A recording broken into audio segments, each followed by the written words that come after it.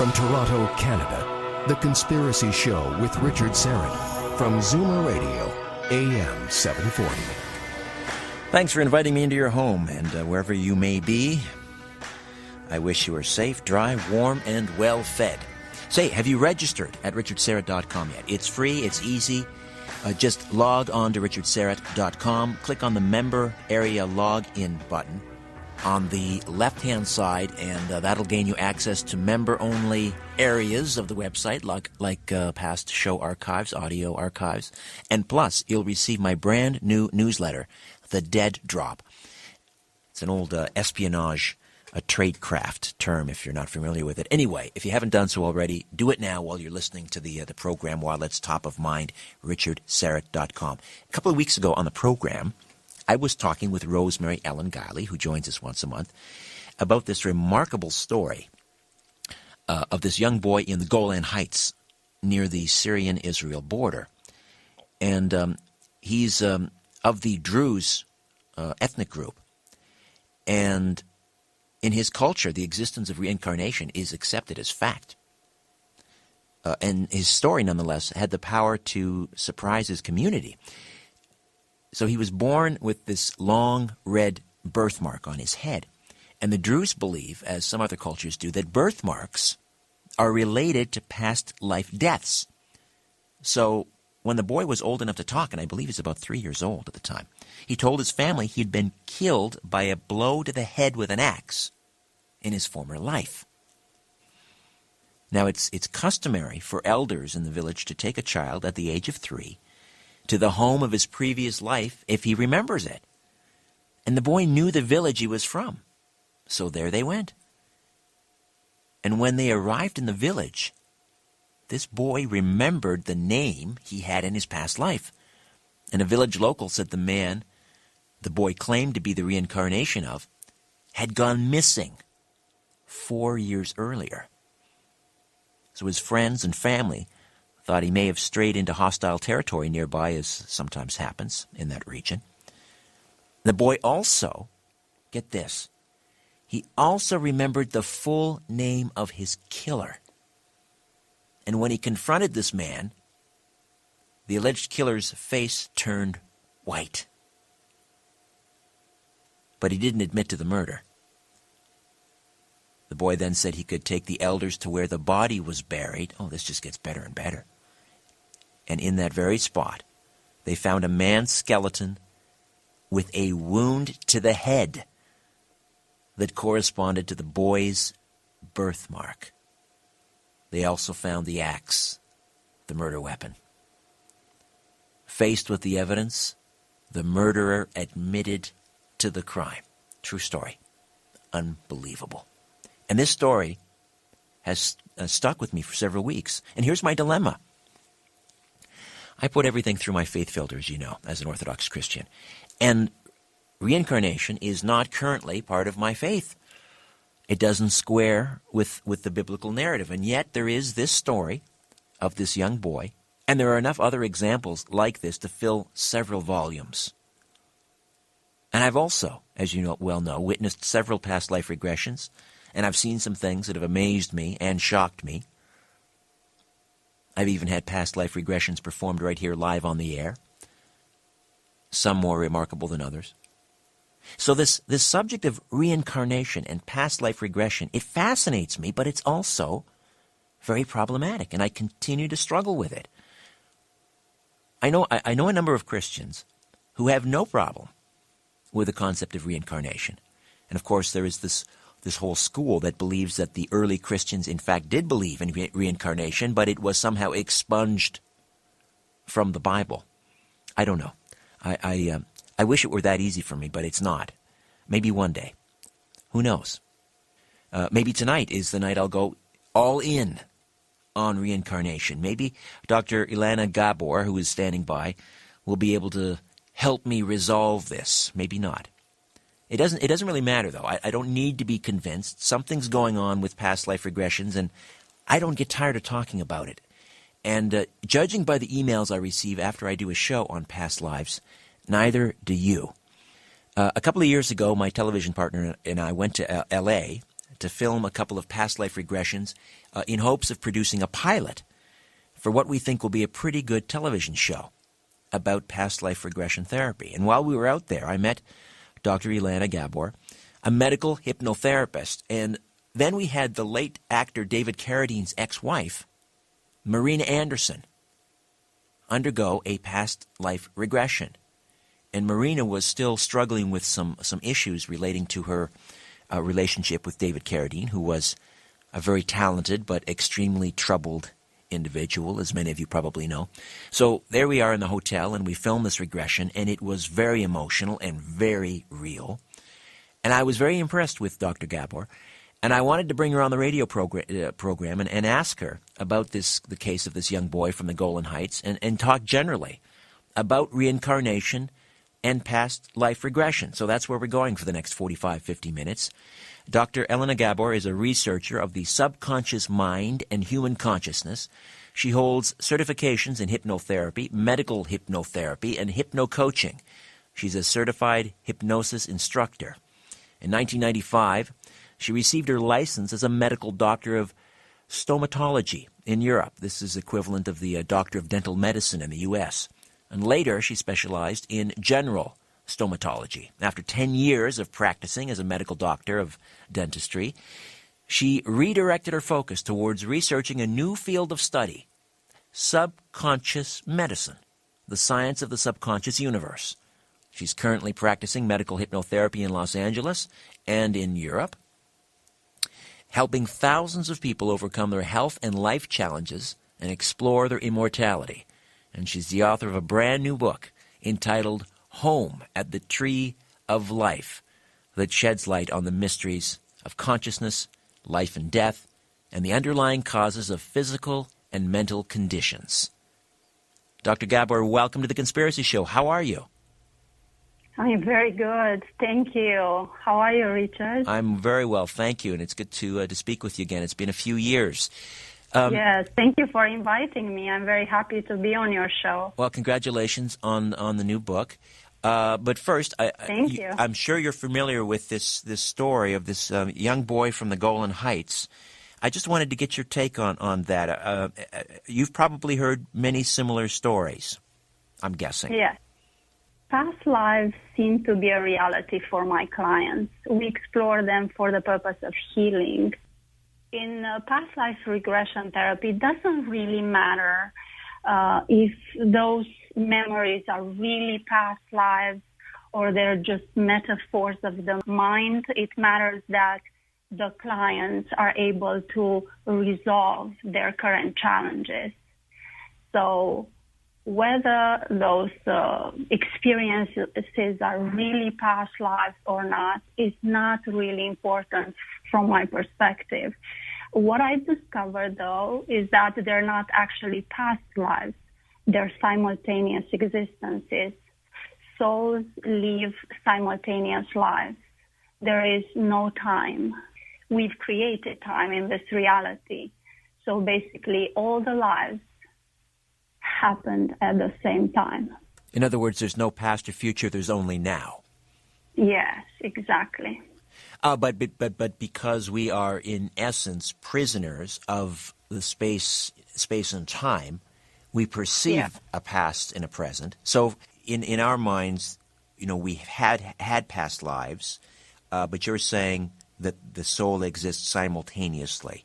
So we're... Yes, exactly. This is what quantum physics is starting to point out, that consciousness is non-local, that all experiences happen simultaneously. That's a difficult thing to wrap one's head around, isn't it? Well, I have an interesting comparison to make us easily grasp that concept. If you think of a river, let's think of Mississippi River in U.S. It passes through a few states, through many cities, many towns, many villages, but it's the same river in all those places. The soul is a river of consciousness and energy that passes through all those lives at the same time. That is an interesting analogy. It does help sort of cement it in my mind. Yes. Yes. But the other point that you made, and this is something that I've come to understand in my conversations with you and people like Dr. Brian Weiss and others, is that it doesn't matter whether or not one believes in previous lives, or whether the soul exists simultaneously in different lives. It doesn't matter if one believes that. If these memories are simply metaphors, they can be obviously very healing. And I know in your new book, Home in the Tree of Life, you've got a number of, I believe there are 4 case studies. Yes. Where people have undergone past life regression therapy and have had some pretty remarkable results in overcoming disease, disability, and so forth. Before we get into these case studies, let's just set the table and talk for a few moments how, in fact, bringing these memories into the subconscious, how they are able to allow people to overcome everything from habitual drug use, alcoholism, chronic pain. In other words, you're finding the source of all of these ailments exists in the subconscious in previous lives. Explain how that works. So basically, during past life regression, you get a chance to see through the eyes of your past selves that mirror back to your familiar feelings. You get to see why you had those feelings. You get the chance to reevaluate the situations or the traumatic events that generated those feelings. You can face those fears and resolve them. You get the chance to see those situations in a much more positive perspective. Resolve your feelings towards everyone involved in those situations. Release the anger, the blame, the victim mentality, and label those situations as opportunities to exercise your positive nature and to master unconditional love. All right, this is basically the purpose of all lives.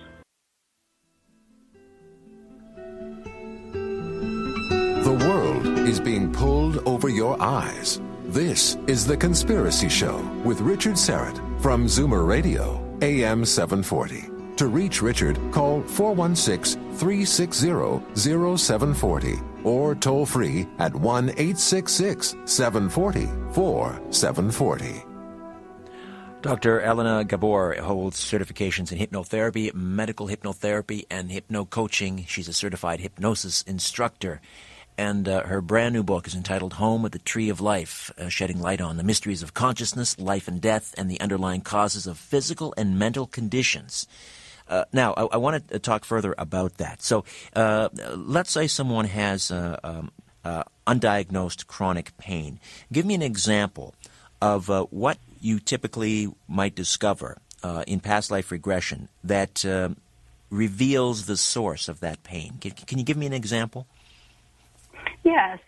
I had clients, for example, that had a pain in one of the arms. And then as I regressed them to the sources of the pain, they discovered that they've experienced trauma in that past life in that arm.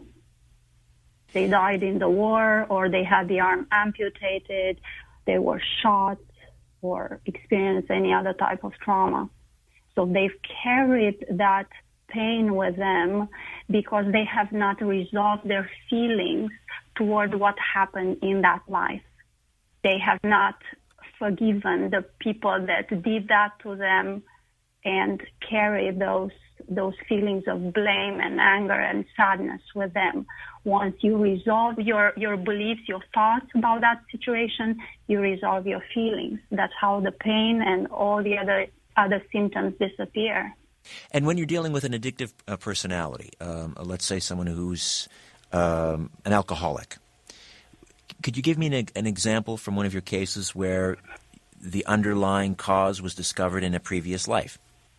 I described 2 cases of this nature in my book, the case of Mia, the main character of the book, and the case of Professor Ben.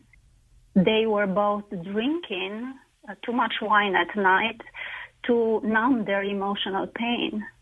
So as I guided, for example, Mia to discover the sources of her emotional pain, basically depression, suicidal thoughts, anxiety, negative thinking, and so on. She had a lot of issues. She went into several past lives that presented powerful lessons for her about love and positivity that made her feel again love. For example, she saw life, a very happy life, that she lived in France in the 1800s. She was raised by a gypsy community because her parents were killed. So at a very young age, she ended up in that gypsy community. She had a very simple and beautiful life. And then she met a man, Mark, in that life. She got married to him.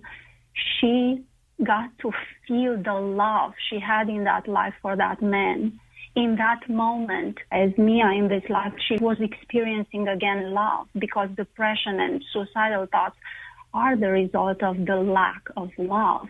So energetically, because we're all energetic beings, she was able to elevate her vibrational frequency and release the disempowering beliefs she held on to.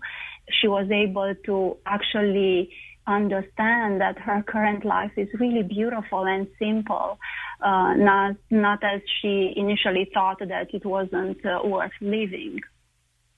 So this is how, through a past life regression, you can get to feel in a different way that could teach you again to feel love and what type of feelings you should perpetuate in this life. Because basically the way we feel is the result of our thoughts and beliefs. When we operate from very disempowering thoughts and beliefs, we don't feel good. That's the road to actually create depression and anxiety and emotional pain that leads to addiction. So by relearning to function from very loving, compassionate, empowering beliefs, you perpetuate good feelings that help you heal from the conditions you have. And typically, in Mia's case, how many regression therapy sessions did she have to undergo to essentially overcome her dependency on alcohol? I think after 2 sessions, she was done with drinking alcohol. After the first session, her suicidal thoughts disappeared. Her symptoms began to alleviate, and in a few sessions, she completely overcame depression, and then she stopped drinking alcohol. She stopped smoking cigarettes. She lost 30 pounds after seeing a life as a caveman. Basically, she began finding the balance between her human life and her soul life. Healing is the alignment between the consciousness, the levels of our consciousness, the conscious mind aligning with the subconscious mind, and with the spirit consciousness, the higher self, the superconscious mind. All diseases come from misalignment of these levels of consciousness, from the conflict that basically the negatively oriented part of the mind creates with our true self. All diseases, cancer, everything, all diseases. Everything. Because when you're aligned as a human being with your higher levels of consciousness, you create a bridge of communication. You become a vehicle for the positive energy of the universe and the energy of the source, because your highest level, your superconscious self, your spirit consciousness is in connection with the source of everything in existence. And through that connection, the energy of the source, the highest frequencies of the universe begin flowing through your energy field. There is energy flowing through us constantly. And when that high vibration frequency flows through you, then all the blockages are dissolved, all the low vibration blockages in your energy field that cause your diseases are dissolved. You begin feeling love again. You begin balancing yourself and basically function from your true nature, which is pure positive energy. Are there examples where someone has had a cancer go into remission as a result of regression therapy? Actually, Mia had precancerous cervical lesions when she first came to me. After our work, those lesions completely disappeared. Wow. Has that been sort of verified? She's gone to a doctor? Absolutely. Yes, absolutely. She was diagnosed initially. She had several treatments, didn't work. Things were getting worse. And as we started our work, everything balanced out. Slowly she healed from everything, not only from one situation, from every condition she had. And she had many, as I told you initially. So, going back to the quantum physics, it sounds like that, correct me if I'm wrong, what you're saying is that a disease it manifests as some sort of a wave. I mean, and we know that in quantum, you can collapse a wave. Is that I'm oversimplifying it, obviously, but is that what's happening? You're essentially collapsing the wave? I'm not sure if that would be the exact description. It may be correct. I like to think in terms of energy, frequency, and vibration, just like Nikola Tesla suggested in order to understand the universe and our lives. So basically, high vibration, positive energy is what we're made of. It feels good to us. It's our true nature. Low vibration energy, which we create with negative thoughts, perpetuating negative feelings, negative way of speaking, negative actions, when we create those low vibrations, where do they go? In our energy field. Slowly they accumulate, they block the positive energy flow through the body, and that's how our organs are unable to function properly anymore. But even people that are very positive and happy and joyful, they get sick too, don't they?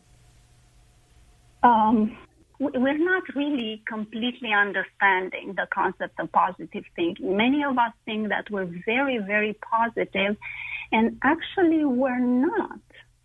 Positive thinking has been brilliantly depicted as this type of wishful thinking or illusory thinking. Is not that. Positive thinking is realistic thinking.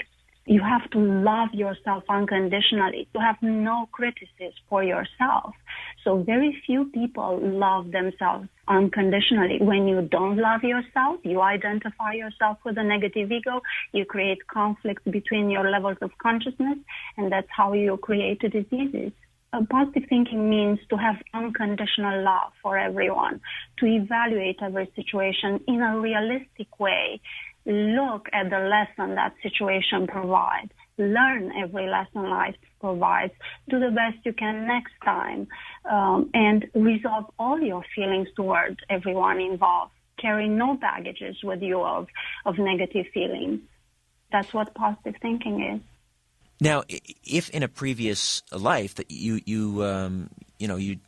if you are regressed, and in this previous life, it's a very traumatic experience.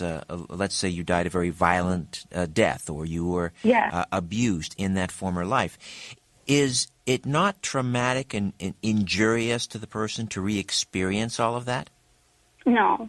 It's not like reliving that life. It's like watching TV and seeing a story on TV. Yes, many people cry in the sessions, but it's not a really traumatic way of experiencing. It's a beautiful way, actually. You feel really good. You see your life in a totally different perspective once you go through a past life. Right. And how does one prepare oneself? Let's say, for example, someone like myself, who's never undergone a past life regression. I have, as you know, I think I've talked to you about this, I have great trepidation about doing that for a whole host of reasons.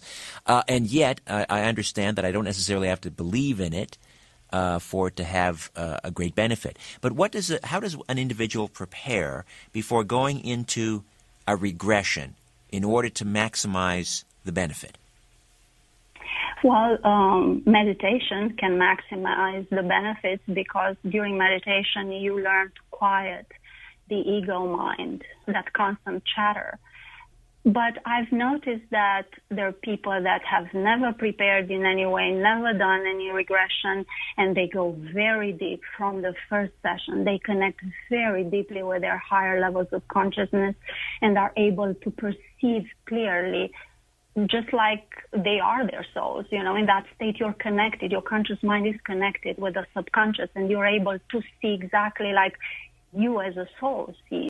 And there are people that have a difficulty in quieting their conscious egoic mind. Yeah, that would be me. I have what they call the monkey mind. It's never turns off. There's a constant inner dialogue going. I think I would be very difficult a case to regress. I have that suspicion. So what would I do to what can I do to quiet my mind that would allow me to regress? First of all, it's very important to understand that you are in control of the mind. The mind is not you, Richard. It's just a program you have. You are the consciousness, and you constructed in this life a conscious mind in order to be able to function in this reality. But you are in control of it, and you can quiet your mind. You can choose to identify yourself with the positively oriented thoughts, or you can choose to identify yourself with the drama that negative thoughts create. So this understanding makes us become more aware and more in control of the thinking process. We can very well choose to think in a positive way, in a loving way, and quiet the mind. Meditation would be another amazing tool. There are many scientific studies that show the benefits of meditation. All right, back with more of my conversation with Dr. Ilana Gabor, home at the Tree of Life, right here on The Conspiracy Show. Stay with us. This is no place for the naive or the faint-hearted. The Conspiracy Show with Richard Syrett from Zoomer Radio, AM 740.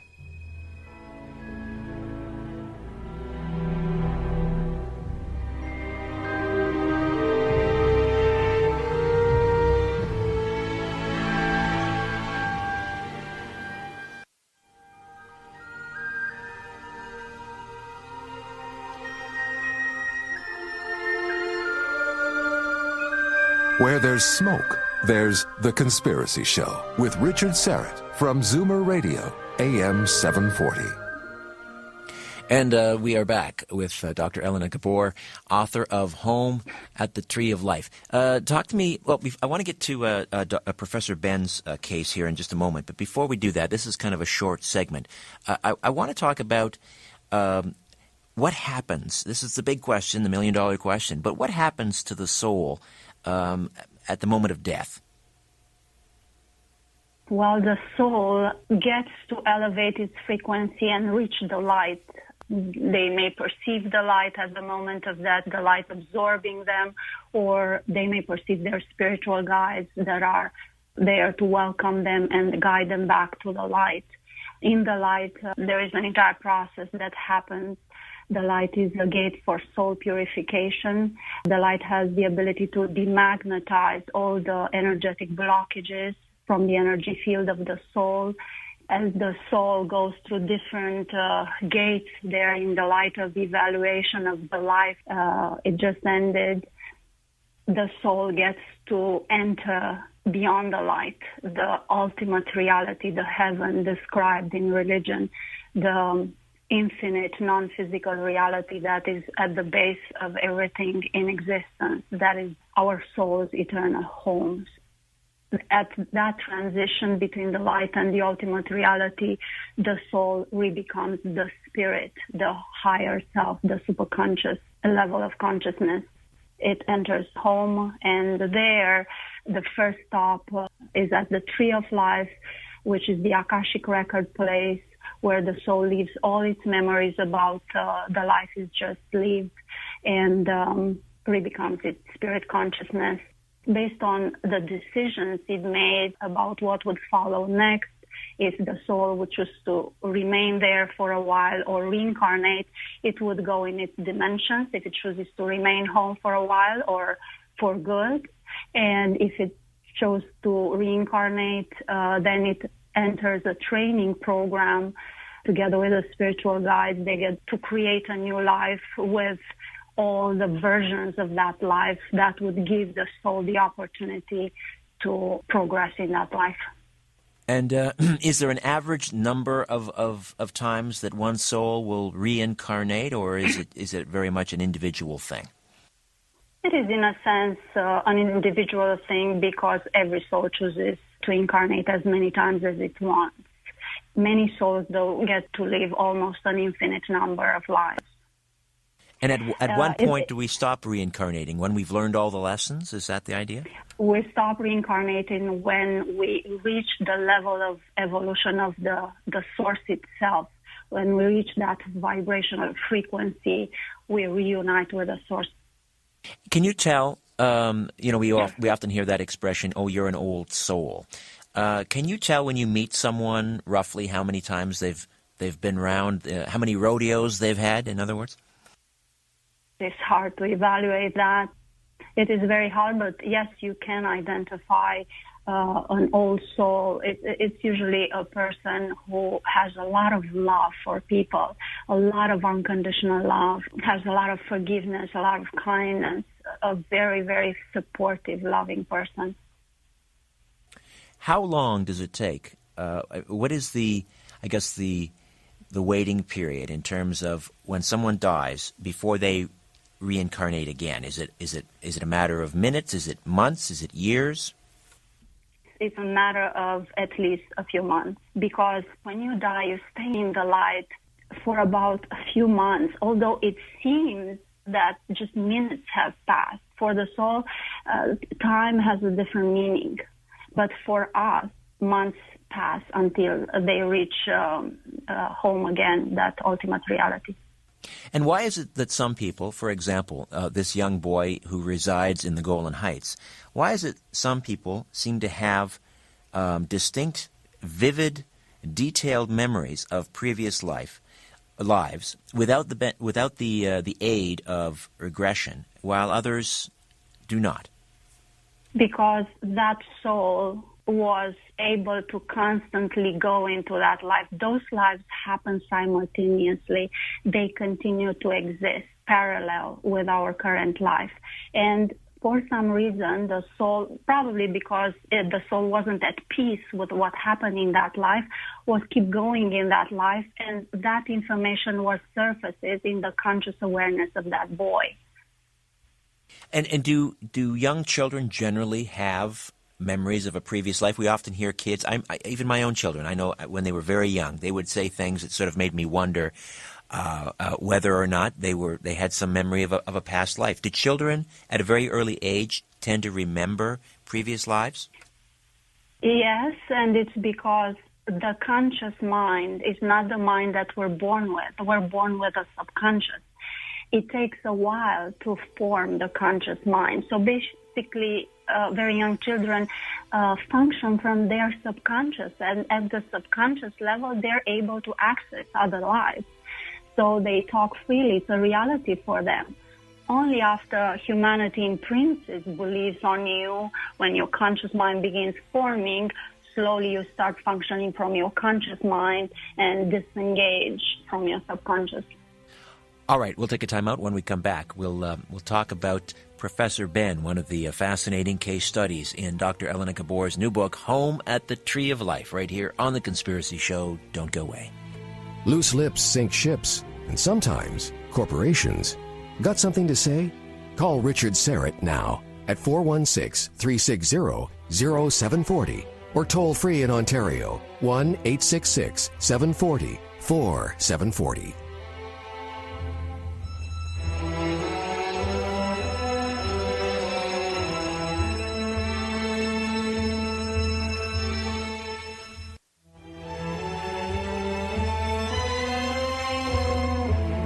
Big Brother is listening, and so are you, to The Conspiracy Show with Richard Serrett from Zoomer Radio, AM 740. To speak with Richard, call 416-360-0740 or toll free in Ontario at 1-866-740-4740. Dr. Elena Gabor stays with us, and again, the book is entitled Home at the Tree of Life. The Orthodox psychiatric community and practitioners, this must just drive them nuts because, you have people like, the classic example, someone like Woody Allen who brags about being in psychoanalysis for 50 years, and, obviously it hasn't worked. And yet with a couple of past life regressions, Woody Allen could shed himself of a lot of that neuroses. Of course, he probably wouldn't make funny movies anymore. But I mean, what is the reaction from the mainstream psychiatric community? Are they embracing this, or do they think that it's a bunch of hocus pocus? It's up to each and every person. There are people that are very open. They actually use hypnosis themselves. I've been to a conference in December last year, and I was shocked of how many psychiatrists and psychologists got the training in hypnosis, and they were using hypnosis in their practices. So there are a lot of them that very much believe in these things, and there are a lot of them that are not really aware of the benefits, that they haven't studied it. They did not spend enough time to actually form an opinion on this. Let's take a few moments, and we were talking about Mia, one of your case studies. And now, I believe Professor Ben also struggled with alcohol. What else can you tell us about that case? Professor Ben reviewed an amazing life. Initially, he reviewed a life in which he killed himself, and as a result of that regression, his suicidal thoughts disappeared. And I want to mention that these people went through psychotherapy, years of psychotherapy, years of medication, and it did not work for them. And then at some point, Professor Ben saw a life as a Roman soldier. That was a very interesting life. I've never had any other case like this. He saw himself marching with a Roman legion, and at some point he felt like he was baptized, and it was a very emotional moment for him. And he said, I'm near this body of water. There is someone who's baptizing me. And all of a sudden he stopped and his body arched on the couch. And I asked him, what's going on? He said, it's Jesus. He just passed by me.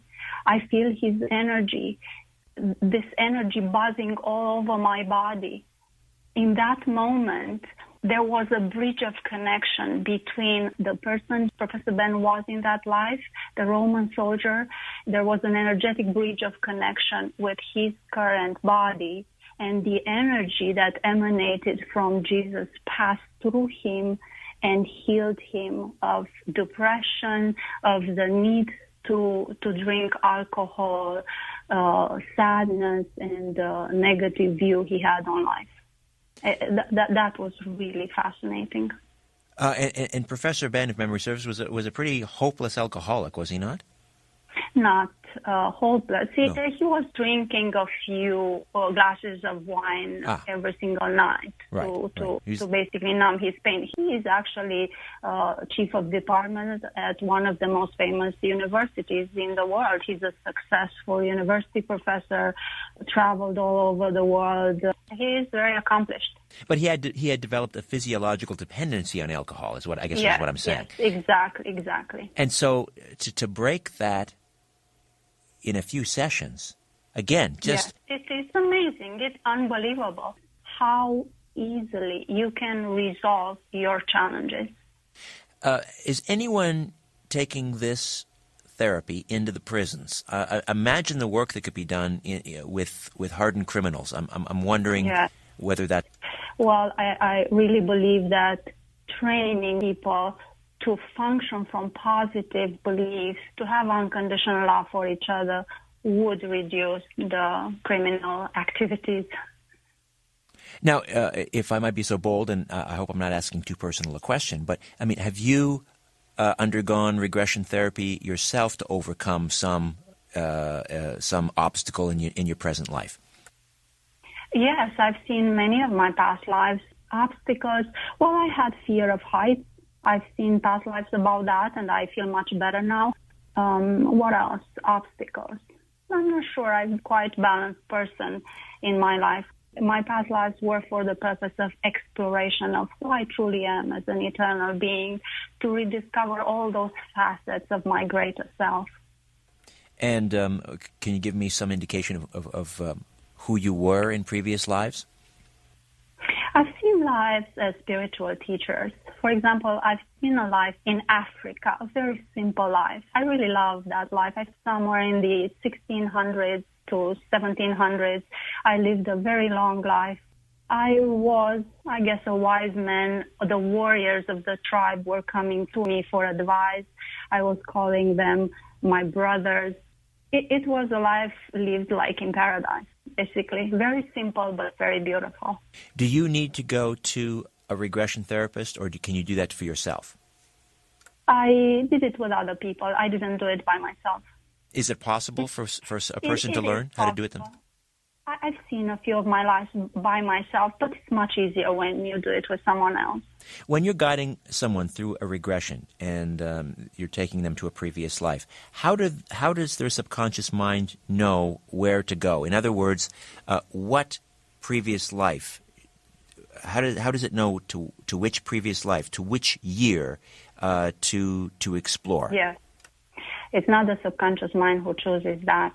Is the higher self and the spiritual guides. That's the job of the guides, to show you as a subconscious and as a conscious mind what challenges you had that are still influencing you.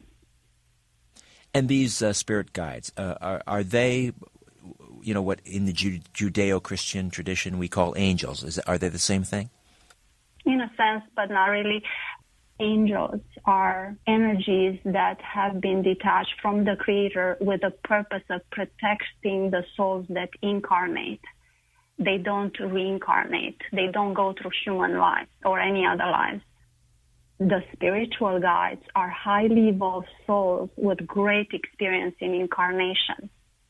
So every human being has spiritual guides, souls that are experienced teachers, and they have spiritual guides from the angelic realm, which is part of home as well, of that infinite reality, for the purpose of protecting them in the ethereal field of the earth. The ethereal field has all sorts of energies, from the highest vibration energies to the lowest vibration energies. So you have to have a team as a soul to be able to actually function in this reality.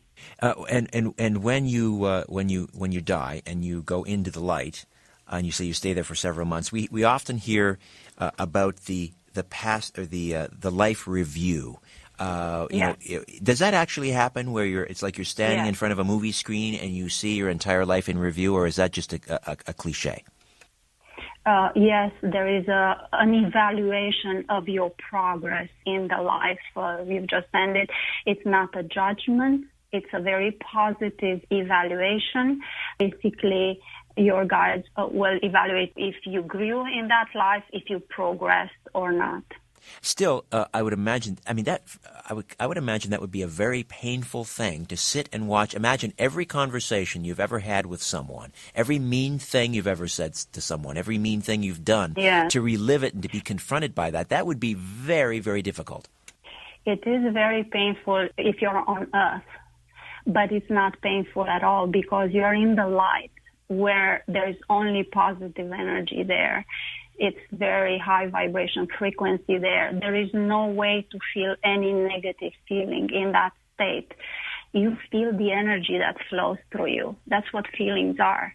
And in that state, there is only beautiful energy that flows through you. It's impossible to feel negative feelings. And once you pass beyond the light, they don't even have the concept there of what pain is. Only the ones that incarnated know as a concept what pain is.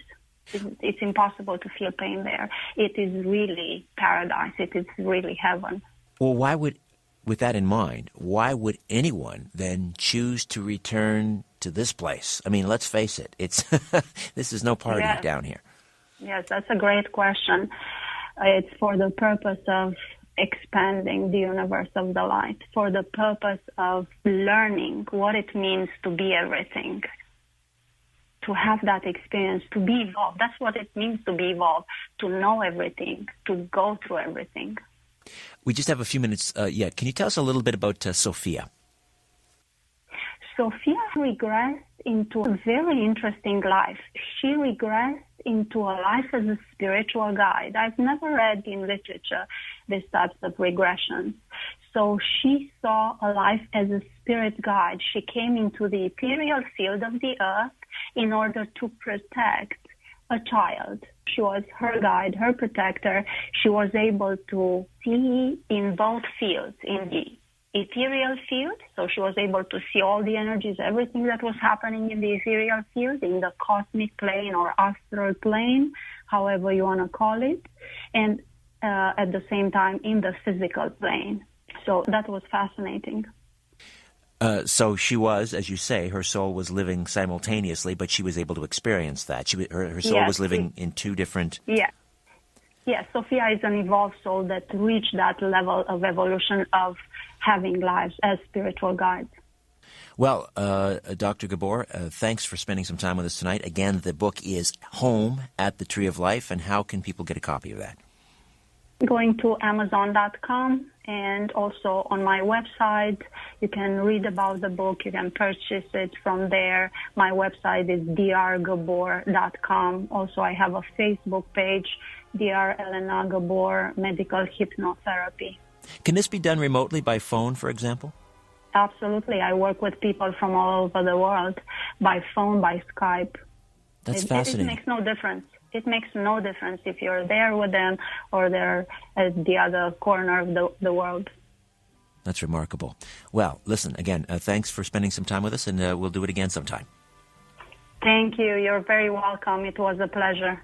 Dr. Elena Gabor, Home at the Tree of Life, and the website, drgabor.com. That's drgabor.com.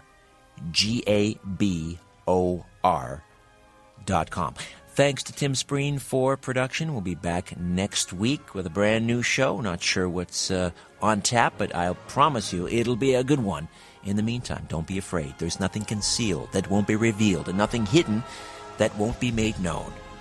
What you hear in the dark, speak in the light, and what I say in a whisper, proclaim from the housetops. Move over, Aphrodite, I'm coming home. Good night.